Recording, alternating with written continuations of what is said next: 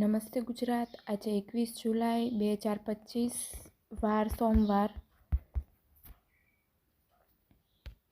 રાજ્યમાં વરસાદ કેવો પડવાનો છે, કયા વિસ્તારમાં પડવાનો છે, નવી સિસ્ટમ શું બનવાની શરૂઆત થઈ ગઈ છે અથવા નવી સિસ્ટમ કઈ રીતે ગુજરાત પરથી પસાર થશે, આ બધા વિશે આજ વાત કરીશું.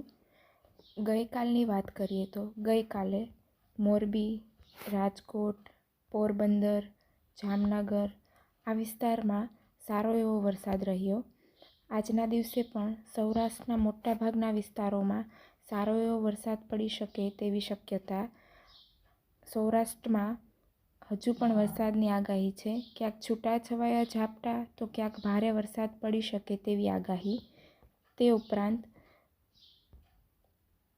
મધ્ય ગુજરાતમાં પણ વરસાદ પડી શકે તેવી શક્યતા. દક્ષિણ ગુજરાતમાં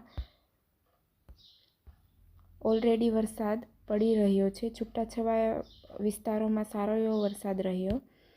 આવતીકાલથી વરસાદનું જોર ઘટશે અને 24-25 તારીખથી ફરી વરસાદનો નવો રાઉન્ડ શરૂ થશે, જે 31 તારીખ સુધી કન્ટિન્યુ રહેશે અને આ નવા રાઉન્ડમાં ધોધમાર અતિ ભારે વરસાદ પડી શકે તેવી સંભાવના.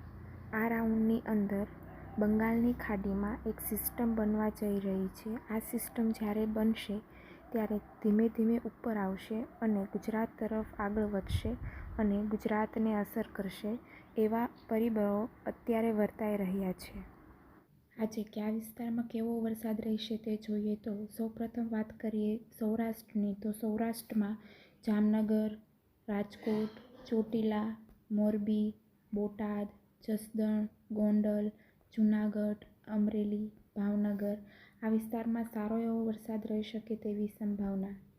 કચ્છની વાત કરીએ તો કચ્છમાં રાપર, ગાંધીધામ, ખાવડા આ વિસ્તારમાં સારો એવો વરસાદ નોંધાઈ શકે તેવી શક્યતા. આ ઉપરાંત લખપત, નલિયા, ભાડલી આ વિસ્તારમાં પણ મધ્યમ વરસાદ રહી શકે. ઉત્તર ગુજરાતની વાત કરીએ તો ઉત્તર ગુજરાતમાં પાલનપુર, ખેડબ્રહ્મા, હિંમતનગર, મહેસાણા આ વિસ્તારમાં સારો એવો વરસાદ રહી શકે તેવી સંભાવના.